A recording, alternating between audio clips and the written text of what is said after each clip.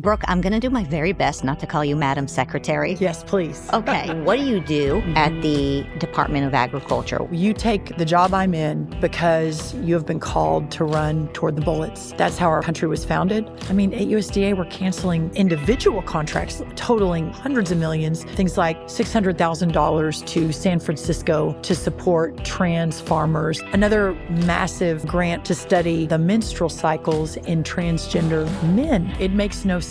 What is the president's vision for USDA? He believes this government is so out of control. We're going to really change this country for good for the long term. Brooke, I'm going to do my very best not to call you Madam Secretary. Yes, please. Okay, because I know you're so down to earth. Oh. I just waited for this moment for so long. I am so excited to sit here with you, Mama Bear, patriot, doer, honest, leader. I just know that our audience is going to love getting to know you better. So thank you for your time. I know you're very busy. No, well, I'm humbled. I don't deserve any of that, but I really appreciate it. It's really awesome to finally get to do this with you. Yeah. I want to start with just hearing more about your background because I am having a hard time understanding, how did you go into ag school? What kind of kid were you? Well, a lot of people are a little surprised by this, but listen, I believe I had the best of all childhoods. It was not the normal easy route. I was raised by a single mom. There were four of us total with my mom, but I have two little sisters, and we were raised in a very small town on the plains of Texas. And we didn't really have much. I mean, my mom struggled. She had a job at the Glen Rose Public Library. She made $5 an hour.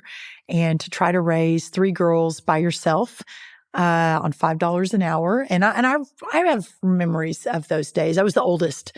So I was, kind of involved. I was kind of a partner with her. But the great blessing in the struggle, if you will, is it never felt like a struggle at the time, but I knew she struggled, was there was never a moment in any part of my childhood where my mom did not tell my sisters and me that anything is possible, that you are so smart, and if you work hard, and if you dream big, that anything's possible. And so I remember growing up, and, there was some talk of using credit cards and, not having enough money to do certain things. But at the same time, there was talk of, this is America. You can go do whatever you want to do. And we were in rural Texas. So, we happened to be on a little piece of land, and we had goats and chickens. I grew up with Brandy was my Palomino mare. We paid $200 for her to save her from becoming dog food, because she was on her way when my mom found her. And she became my best friend growing up. I fell in love. My family has a row crop farm in Minnesota, which was where all my summers were spent, where my mother grew up. And so we go back there. That was our vacation every summer for a little bit of time. But, with sort of all of those, I believe God kind of prepared me in such an unusual way for every moment that's come, but especially this current moment I'm in that, I'm now at the U.S. Department of Agriculture. I'm now the Secretary of Agriculture. I ended up at Texas A&M studying agriculture because it was really where my heart was. And coming from a tiny town where a lot of the kids didn't go to college, I got a scholarship through Future Farmers of America to go to school, but to study ag. And I loved that idea. I kind of thought I might go to law school. I wasn't sure, but I actually loved the idea of staying true to that small town, kind of environment that I had grown up with, and with my family and generations of the farming in the background. So that's how I ended up at Texas A&M. That's how I ended up an ag major. Never, ever thinking that someday I would be in my current role, and what a huge benefit Soil Science 301, Feeds and Feeding 220, Meats 401, where we learned, how to slaughter beef cattle, all the judging I did, the livestock judging, the horse judging, the range judging, the dairy products judging, all of that. And then the flip side, the great thing about the Future Farmers of America and 4-H is there's such a focus on leadership and public speaking and running for office. So it was this amazing, almost miraculous, some may say providential childhood that in many ways, in most ways, prepared me for what I'm doing now. But even before that, for the last time we were in the White House when I was with President Trump, for building all these years, public policy organizations and fighting for what I thought was right. It all began in that little town, being raised by a single mom on $5 an hour. How did you get into policy from agriculture? I went to Texas A&M, fell in love with the school, and really A&M is a very unique place. And for your viewers that don't know, it was an all-male, all-military school until the late 60s. And because of that, it's the largest school in the country now, big SEC, 70,000 students. But back in the beginning, it was the military school of the South, and to prepare young men for war and to protect America and freedom. And so much of Texas A&M's history, tradition, culture, even though it's a much bigger school now, is surrounded by freedom, fighting for your country, giving the ultimate sacrifice for freedom, being willing to give your life for your country and for your God. And so, I ended up at Texas A&M studying agriculture, but really the fire within me was lit there in a lot of ways in the never-ending and frankly, the relentless pursuit of defending freedom. And so that's kind of where I started to think. I was also very drawn to seminary. I thought that I may end up in the ministry.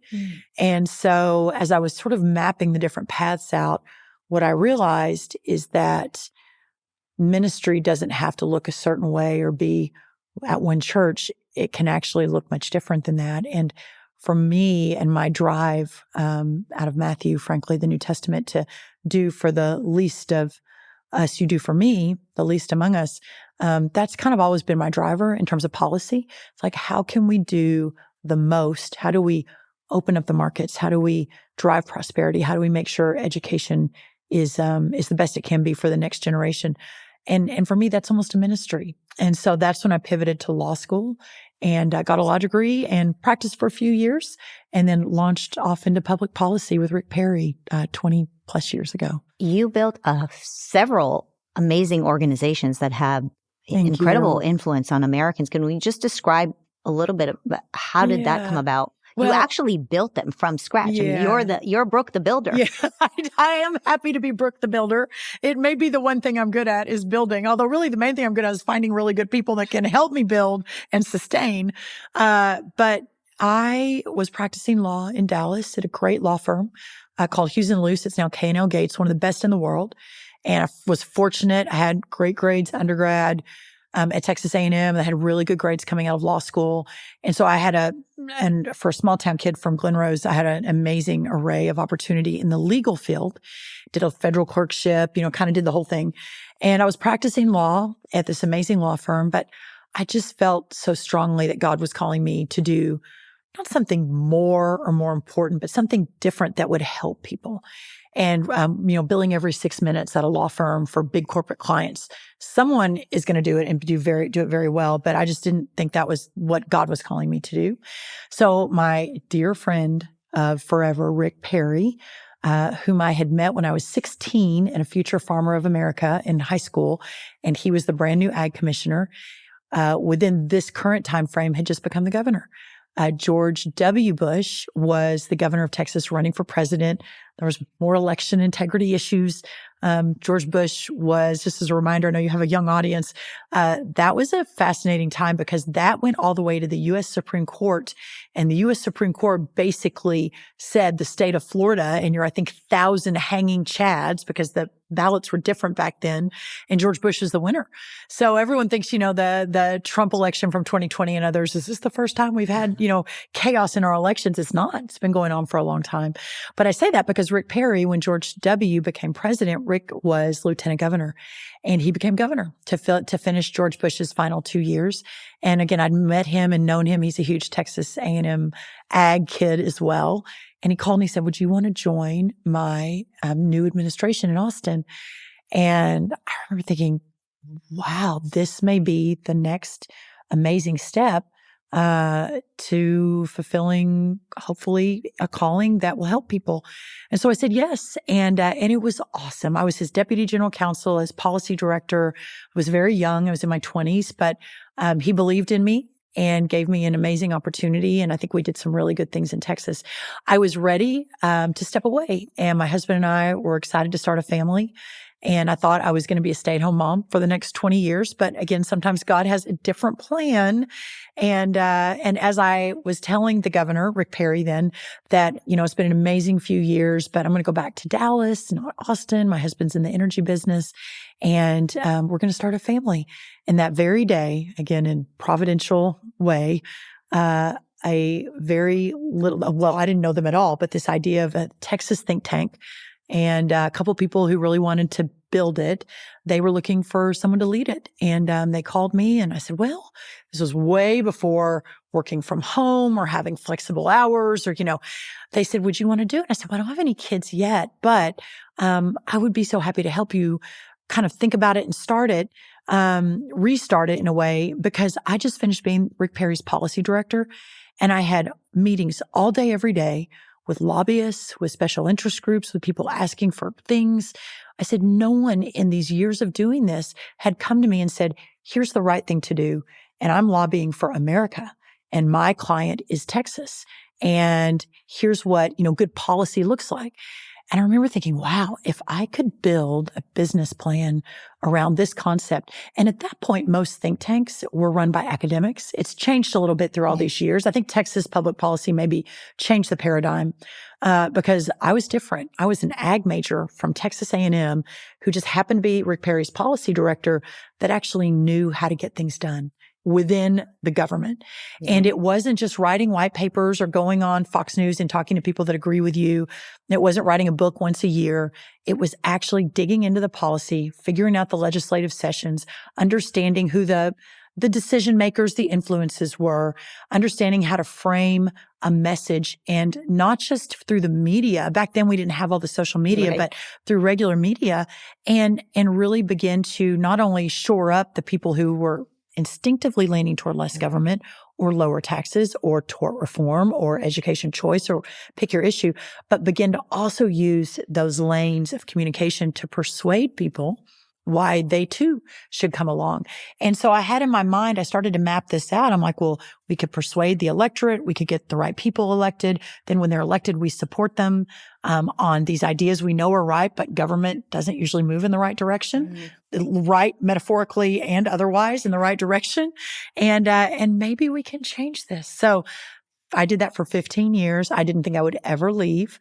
I loved it so much. We went from, 2 of us to 125, I think, when the White House called in 2017. And I think in so doing, we really helped move Texas to become a model for freedom and the laboratory of democracy that our founders envisioned. And in so doing, I think pulled a whole country our way. And 8 of those 15 years were the Obama years. And the only places in America that thrived in those 8 years in terms of lowering poverty, increasing job numbers, increasing average pay were Washington, D.C. through the government spending, and Texas, which took the exact opposite approach. So what a miracle to get to sort of have these big ideas and be so passionate about them, and then to watch them being executed. And it's bumpy. Government is bumpy. It is a sausage making machine. But what I learned from that is anything is possible. You have to have a plan. You have to work really hard. You've got to be intentional. You can't care who gets the credit. Credit never matters. And you just all do it, with the bigger calling in mind. So that's how I pivoted into policy. And again, I thought I'd do it a year or two. Then Luke, my first child, eventually, I didn't know at the time it was going to be Luke, but eventually Luke would come, and then I would step back and step out for a while. And, my crew at TPPF was amazing. I ended up having 4 children. How did you do that? How did you raise 4 children and build an entire communication and education media system? It was some days were very long, but there's such joy in this work. And the kids were always part of it. They'd go to all my meetings with me. They would often sit in my lap on conference calls and on videos. When they were little, they used to really like to come with me. Now they're all teenagers. So they you don't did care it as much. before Elon Musk did Yeah, it. exactly. I hadn't thought You're about that. truly But yes, the trailblazer. I was. Well, and it's funny. They eventually ended up in the first White House for President Trump. That's a long story, but I ended up there. And the kids came with me. They were 3rd, 5th, 6th, and 8th grade. And we homeschooled them up here in Washington. We didn't homeschool in Texas, but we did up here for that year. I was here 3 years, but they were up here homeschooling for a good chunk of that. And for me, it was always about they're the priority.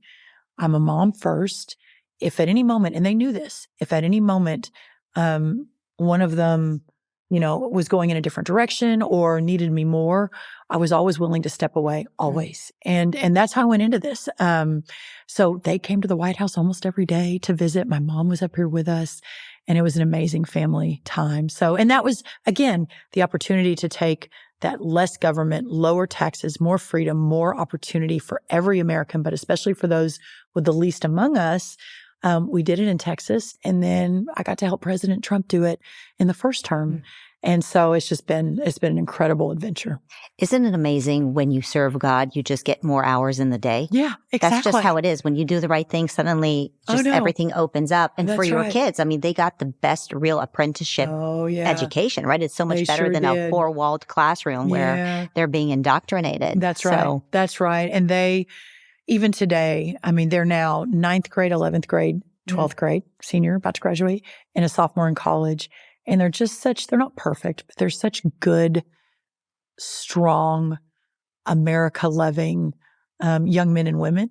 And I'm just so proud of them. And they know that. They know that of everything that God has afforded me and this incredible life that I've had and all these opportunities I never asked for, but came along, and I was some of them I was pushed into, but in the best way, that of all of that, none of it compares to those 4 kids and the young adults that they're becoming.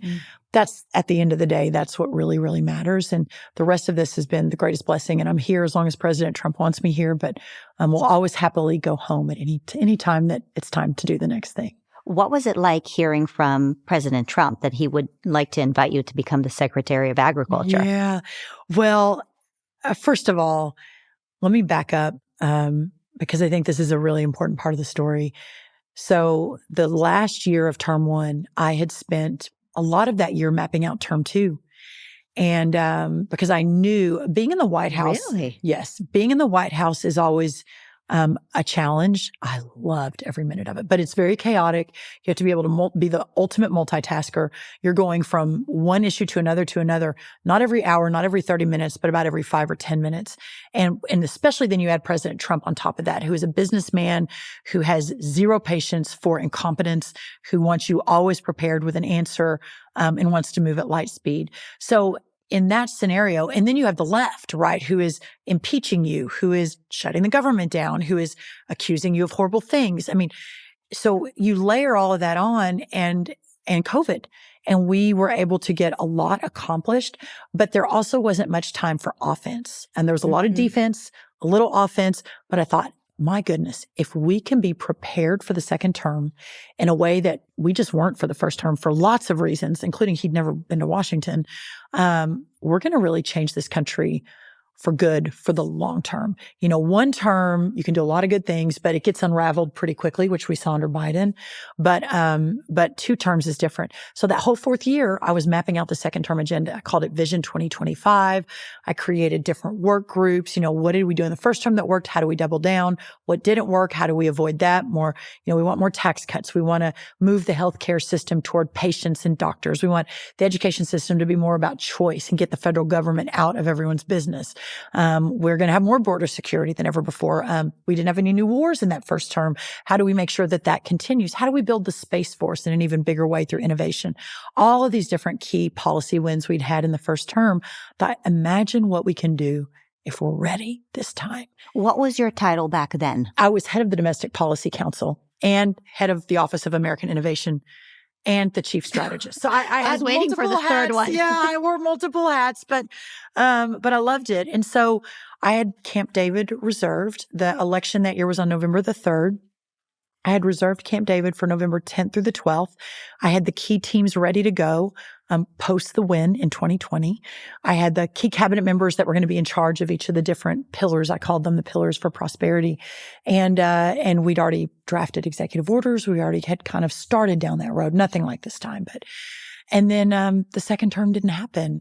And I immediately pivoted to, okay, if we can't prove the election was fraudulent and we can't roll it back the way President Trump was really working to do in November, December, January of 20 and 21, if we can't, what happens then? Like that, this can't be for nothing, and it can't all just end just like this, in such a dark place. And so that's when I started building the America First Policy Institute and talking to cabinet members and senior staffers to say, we will have another chance. I would have never guessed it was going to be Donald Trump at this moment. This is December of 2020.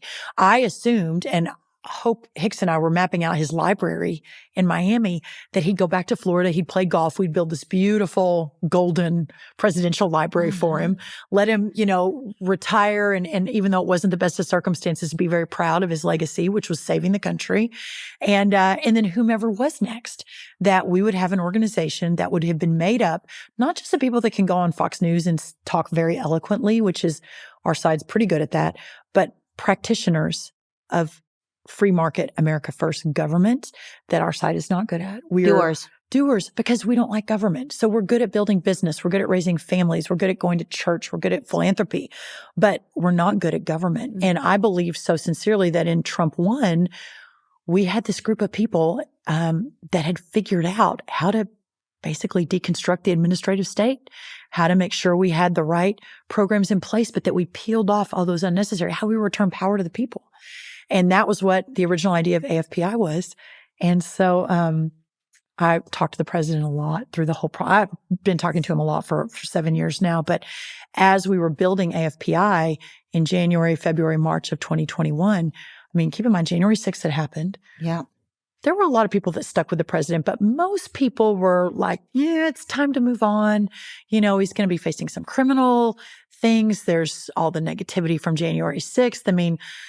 People were talking about running against him for president. A lot of them did. But we started talking in that early 2021, and he'd kind of wink and he'd say, oh, don't count me out yet. And I'm like, sir, I will never count you out, because if you decide to run again, I knew he would.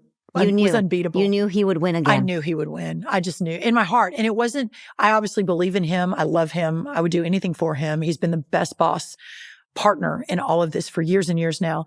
But it was a God thing for me. I knew that he had been chosen for much bigger things, and that he was only getting started. And the minute he kind of leaned in, when we'd have those conversations, he'd be like, we'll see, Brooke, just watch what's going to happen. I was like, well, this is very interesting. But the organization itself was for anyone on our side that was going to go back into the White House. And I knew whether it was in 4 years or 8 years or 12 years, we would have another chance. But this time, for the first time, perhaps ever, our side was going to be ready for that chance. So your question about Secretary of Agriculture. So through all of those conversations over the last 3 years, basically 3.5, we'd had a lot of really fun discussions about, he'd say if, I'd say when he wins again, who would be right in his cabinet, who should he have beside him for Secretary of State. And he just he loves people so much, and he loves personnel. And he also knew one of his biggest mistakes the first time was not having the right team around him at the beginning. By the end, we'd finally figured it out and had the right people. But in all of those conversations, he was always so kind. And he always said, Brooke, you're going to be on the team. Does he accept advice? Does he listen to you? He does. He does. People are surprised to hear that. I don't know that I have ever worked with anyone who's more willing to listen than he is. In our Oval Office meetings, it's funny, the top senior staff would come in and we'd have a big decision to make. I don't know, pick an issue, Medicaid. We'd have a big decision to make on Medicaid. And, you'd have your key people like I and Kellyanne, for example, the Secretary of Health and Human Services then, Alex Azar. And he'd, what do you think? What do you think? What do you think? And then inevitably, there'd be staff in the back of the room. And he wouldn't know who they were. He'd be like, well, what do you think? Okay, well, wait, what do you think? Do you agree with Brooke? Or do you disagree? Okay, you disagree. Wait, what do you think? And he'd listen, and he'd make a very quick decision, but he would want everyone's opinion in the room. And even when he'd make a decision I didn't always agree with, and we agreed 9 out of 10 times, but if that 1 out of 10 times he'd be like, Brooke, I think you're wrong. This is what we're going to do. I would often come back around and say, well, here's why I think that's not the right decision. I just want to make sure you're thinking through all the different variables on this. And he would always listen. It was incredible. So he called me about Secretary of Ag. It's my heart. It's where I began. It's my whole foundation. It's the backbone of America. I said yes, and here we are. It's the greatest honor. Can you explain to us a little bit, what do you do at the Department of Agriculture? I know you have over 100,000 employees. It's a massive department. So USDA was founded in the 1860s by Abraham Lincoln. So you have the original 4 or 5 state defense, attorney general, et cetera. But then for 80, 100 years, the government under those founders and their vision stayed pretty aligned. But by the time President Lincoln came, he realized that agriculture really is the backbone. Our revolution was fought by farmers. Our founding fathers were farmers. Our first president was a farmer. That we had to ensure that, and he called it the People's Department, that the people were represented. So while we're figuring out wars and while we're battling, certain legal battles, that having a department that was focused on agriculture and our farmers and the people of our country was really important. Since that time, it has expanded. And one of the reasons we have such a huge department, I think it's the 3rd largest in the federal government, behind Homeland Security and Defense, maybe state. Probably? Yeah, maybe Defense and Homeland Security, I believe. State's up there too. But is we administer the food stamp program, which is a massive government program that we're going to be looking to reform. But that's a huge, huge part of the budget of USDA and our staff. We also have the Forest Service. So when, anyone in America goes to enjoy one of our beautiful forests, but part of that is the largest firefighting team in America. We've got about 30,000 firefighters through the Forest Service to fight the wildfires and help support across the country. So those are 2, most people don't realize that those are 2 pretty significant resource heavy areas of USDA. But then, of course, all the different farm programs, farm loans, et cetera, that all comes through USDA as well. The money that's appropriated through the Farm Bill flows through USDA. So it is a very massive, very complicated organization. I'm so excited to be here and help realign the mission back to its original mission, the farmers and the ranchers and agriculture, but obviously preserving the best of the food stamp program, ensuring we're doing the best we can on our firefighting, on our wildfires, et cetera. So it's just, it's very, very complicated, but I love that. And I love the challenge of aligning it with President Trump's America First vision and seeing what we can get accomplished in the next 4 years. What is the president's vision for USDA? Is it to also shrink the budget there? Absolutely. He believes, and he's not wrong, he couldn't be more right, that this government is so out of control. And I know people have been paying a little bit of attention to DOGE and Elon. And I mean, at USDA, we're canceling hundreds of thousands of dollars in individual contracts totaling tens of millions, hundreds of millions, where things like, sending $600,000 to San Francisco to support trans farmers and food justice. Are there trans farmers? In the last administration, so I know it makes no sense. Another massive grant went to a university in Louisiana to study the menstrual cycles in transgender men. Yeah, that was a thing. We found another grant for hundreds of thousands of dollars in Iowa to study how to make diversity, equity, and inclusion more a part of the pest management industry. Oh no, you can't make this up. So I think normally, even under a Republican administration, the administrative state is so dug in and so deep. And the last administration worked really hard with success in sending so much money out, that the goal being that we'd never be able to wheel it back in. Of course, I don't think that they calculated that, first of all, President Trump would win again. And I don't think they calculated Elon Musk and his sort of genius and just, slashing through, finding what's most important, which he's done with a lot of his businesses, and then rebuilding from there. And that's what we're doing. How are you working with DOGE to discover all these ridiculous spending bills? We've got a team here, and all the major agencies have them. We all have our own DOGE teams, and they work side by side with our people, with our careers and our politicals. All the federal government, well, most of the employees are what we call career. They stay here no matter who's president, and for the most part, they are all really wonderful, amazing people. And even the ones I've met at USDA have kind of blown me away at how great they are. And then you've got with every new president, every new administration, you have a small group of us that come in that are called politicals. The activists. Yeah, exactly. Well, we're the ones effectuating the vision, right? We're the ones who are tasked with President Trump wants a smaller footprint in government. As the cabinet, that's our job.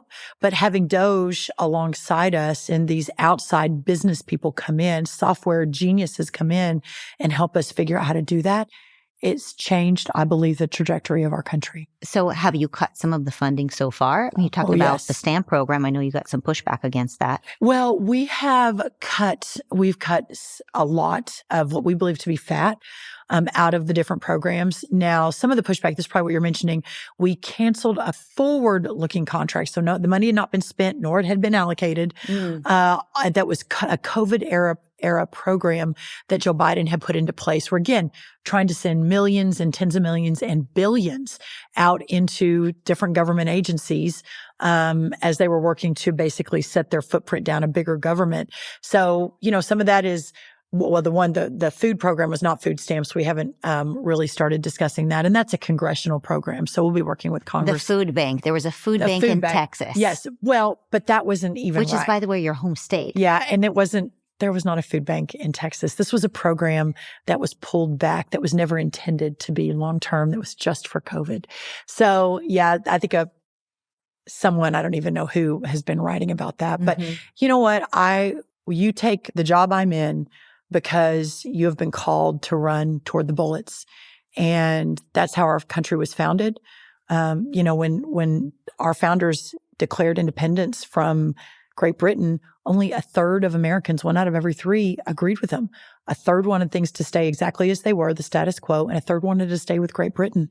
And I think that there are just certain moments in history where a group of people come together and so someone's going to write an ugly thing about me in my hometown paper.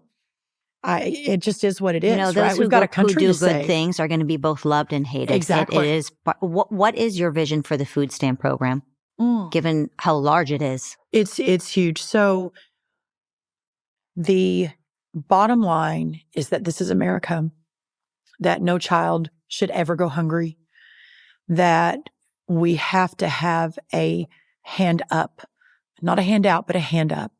And we have to fundamentally change the way that people view these programs and the generations of poverty that are attached to these programs. But for the SNAP program, for food stamps, taking it back to its original intent of supporting families that are in crisis, that are having trouble making sure they have good, nutritious food on the table for their children.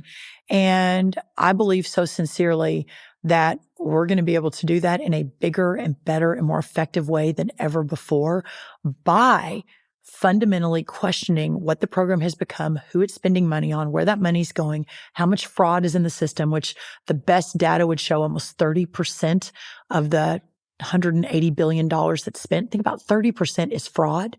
The EBT cards, you hear about this a lot. This is how you purchase the food. I have had so many anecdotes from, I saw someone buy, a bottle of tequila with their EBT card at this particular location. We just have to completely realign the program and reform it. And we've got to make sure it's healthy for those kids and families that rely on it. Are you working with Bobby Kennedy and the MAHA folks at HHS to make sure that we're actually funding healthy food, not just through SNAP, but through just in general? In general. Yeah. We are so worried about what we're eating here in America. I know. Yes, we are. Bobby and I are hand in glove. There are a few things we might disagree on, but most of the things we really agree on. And he and I have been talking, frankly, neither one of us realized we would be in the cabinet together or in these roles But I've been talking with his team and with him since before he was even announced as HHS secretary. I think we talk about running toward the bullets. I mean, that he is so bold and so courageous. And so he is, he's on fire for how we transform our system of food in a way that makes us healthier. When you've got, the majority of adults headed towards chronic disease or fighting chronic disease, and when you've got the majority of kids heading towards obesity and the same outcome, the quality of life. How do you live the American dream under those circumstances? And so how do we, again, realign the food system, get the really unhealthy stuff out, especially out of the government programs? I mean, I'm all for freedom. And I believe if you want to go drink a sugary drink, I like them. You should be able to do that. But having taxpayers fund them, especially for certain populations that are really facing significant health issues, is important. So Bobby and I are working very closely together. I think he is a patriot. I'm so impressed with him and how thoughtful he is. Extremely reasonable. American agriculture cannot feed the country and the world without some form of pesticides. You just can't. And they've been proven safe. Working with the EPA and my good friend Lee Zeldin over there. And Bobby and I have had those conversations, and he's wonderful. And I think it's reflective of our entire cabinet. We all know each other. We all love each other. It's like a family. And the opportunity to work together to save America is just the greatest honor of a lifetime. What are things that farmers are telling you that we don't hear about here in America enough? I know that you advocate for them a lot, and you go and meet with them every time I call you. You're somewhere. Yeah. I was down with them in South Texas yesterday. I'll be with them in West Virginia next week. Times are hard. They're as hard as they've been in 100 years in our ag community. The profits, if there is a profit, it's razor thin. We've lost 148,000 family farms in just the last decade. Why? Cost of inputs are way up, especially in the last 4 years under Joe Biden. It's 30% more expensive today. It's coming back down now, but 30% more expensive when we took office a month or so ago today than it was when we left 4 years ago. What's raising the price? Energy, fertilizer, regulations are driving the price up on everything, transportation. I mean, the inflation doesn't just affect you and I when we go to the grocery store and buy food for our children. Inflation affects everybody, our ag producers, as they are buying what they need to produce for America and for the world. The other big thing is that we had a $0 trade deficit for our ag products in 2020 when we left. And when we took office, it was $49 billion, meaning there's $49 billion less of our ag products going out into the world than when we left 4 years ago. That's dollars out of every farmer's pocket in this country. You had a USDA that was focused on DEI and Green New Deal instead of how we support our farmers that are producing corn and wheat and sorghum and beef and pork and chicken for the world. This last USDA was focused on how we make our pest management companies more diverse and equitable and inclusive. I mean, it's just crazy when you look at it. So that's what we're working to change. Obviously, the tariff discussion is a big concern for our ag community. Labor, getting the right workers in, is really, really important. They're really concerned about that. But just the ability to preserve their family farms so they can give to, most of these farmers I talk to are 4th, 5th, 6th, 7th generation farmers. Just that's amazing. And they don't know that there's going to be a farm to leave for their children for a lot of reasons. So we're really focused on that too. You talk about labor. I think oftentimes labor, it's immigrants, right? We have a lot of immigrants who come from Latin America to work here in the United States. What are your thoughts and how are you working on immigration policy to make sure that that's supported? Yeah, so there's a program called the H-2A program, which a lot of our farmers rely on, and that allows you to bring in foreign workers to work the fields, to milk the cows, to do what needs to be done in agriculture. Just yesterday, I was down in South Texas with some of our citrus growers, and one of them was out of Edinburgh, Texas, and he talked about how he relies on H-2A to bring in 500 workers for every season, and how helpful it is, but also what a nightmare it is to deal with the H-2A. Department of Labor really manages that program. It isn't USDA, but that the paperwork is a nightmare. They, especially under Biden, it was almost impossible to get approval. H2A is seasonal. So when you have an industry like dairy, the cows don't just get milked 6 months a year. The cows need milking 365 days a year. So I am really looking forward to working with Lori Chavez-DeRemer, who's our new labor secretary. She's actually from an agriculture background from Oregon and California. And I think she's going to be amazing. Under Biden, just as another example, under the H2A, you're required to pay a minimum. And when we left office, it was around, I think, $11 or $12 an hour. And that included, in addition to other things, housing, et cetera. But a decent number, especially for those that are coming back and forth from other countries. And Biden increased that almost, I think, 30%, 40%. So, for example, our citrus growers are having to pay, at a minimum $16 an hour with housing and everything else, $22, $23 an hour. And right across the border, 20 minutes away is $2 an hour. So our ag producers, being competitive, having enough, of an economically efficient system, whether it's inputs or trade deficits or tariff discussions, the unpredictability of what they do, would be enough to probably put most of us into another business. But my hope and my prayer is that over these next coming months, year and 4 years, that we can really turn the ship for our ag community and make it so they're not living hand to mouth and worried they're going to lose everything at any minute. Well, it also seems like a no-brainer to make it easier for legal immigration to come in for labor that we actually need, as opposed to what it sounds like that they made illegal immigration super easy and legal immigration for labor that we do need here in the United States super hard and expensive. That's right. I think that, that there were so many travesties of the November 2020 election. Although we now call, the great pause, that silver lining. What we're able to do now probably would have never happened if we. I was going to ask you that question. Do you think those 4 years were helpful? I do. I mean, there's no doubt.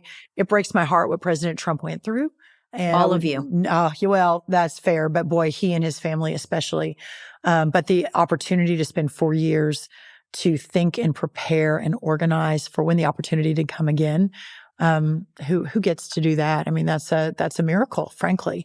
But one of the travesties of not staying, for that contiguous term was the immigration, the open borders, because we were at the point at the end of term one and the president's final trip, at the end of term one, and I was with him just a few days before Joe Biden was inaugurated, was we went to the border. We went down to McAllen, and where we stood, and almost full circle because I was there in the exact spot yesterday talking ag and water.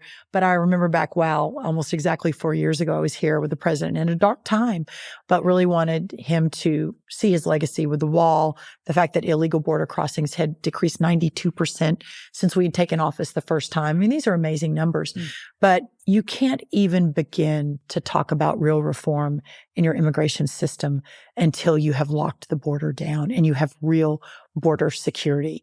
The markets won't support it as long as you have an influx of illegal workers. The communities can't support it. We have to move our country back to a similar situation. And then I think we can begin to pivot into how do we fix this for the long term? What does the labor look like? And how do we ensure that our farmers have what they need to do what they need to do? Yeah, absolutely. What are your thoughts on China buying farmland in the United States? Yeah, this is a really big problem, And I don't know that we really realized that this was happening until the last few years. And I know there's always been the kind of the discussion of the pernicious, whether it's through our higher education system, whether it's through our businesses, whatever it looks like, but that, the threat of China is real. And they're thinking in terms of a 100-year game and how they become the world superpower. And we're arguing over transgender bathrooms. I mean, right? It's crazy. But part of that, I think, discussion became very real when we began to realize how much of our farmland, especially around military bases, had been purchased by the Chinese. So several years ago at my think tank, America First Policy, we began to work with states and state governors. Kristi Noem, interestingly, I think was the first governor to actually pass laws in her state that disallowed that. We're looking at federal solutions right now to that, but it's a massive problem, but it is one of hundreds that we've got to get our arms around if we want to preserve this country. Do you have any thoughts on what we need to do? Well, I think that, I'm such a federalist. I believe so strongly in the 10th Amendment, and having the states operate and create and innovate. And so my inclination is always to say, several states are already moving in that direction. Several states have already passed it and signed it. Others are moving in that direction. But I think this one is a national security threat. And so we're already working with some key members on the Hill to see what needs to be done. Okay, I want to end with something really positive because there's so much positive, so many positive things that are happening with your administration, the Donald Trump administration. Yes. So what can you leave us off with? Just something to smile about because you know what? It's morning in America again. It really is. It's the golden age. It's the golden age. I right before our interview here at USDA, which we love, our space here, we're right on the National Mall. It's amazing. I was over at the White House and the sun was shining. I was having lunch with some of our best governors who are in town. They're actually in town to be part of the executive order signing to shut down the Department of Education and block grant all that money to the states. We walked out of the White House and there were several of my fellow cabinet members, Chris Wright and Doug Burgum, had a couple of the other governors I hadn't had lunch with kind of walk by. And there's just a joy. There's just a joy that I don't know. I wish every American could experience it. The joy of America having another chance, the joy of realizing how close we were to losing our country, the joy of realizing that God's in control, that there was a miracle in Butler, Pennsylvania, that there's a miracle today, that we are here and it's not going to be perfect. There are going to be some really great days, but when you're saving a country and when you're fighting tyranny around the world and darkness is around every corner and you're trying to be the light, most days the light wins, but there are dark days. But just the joy of the moment that we're in at this 250th birthday of America and to be a small part of it, you can just feel it. And so my final message is that there are a bunch of warriors here in Washington, D.C., who are fighting for the future of this country and for our families. We are so unbelievably grateful. We know what you've all been through. Thank you. And let me add one more thing. I have never met a group of people, especially in government, that are so focused, so tenacious, willing to work together. It's the least bureaucratic administration in America. And it's incredibly impressive because that's not an easy thing to do.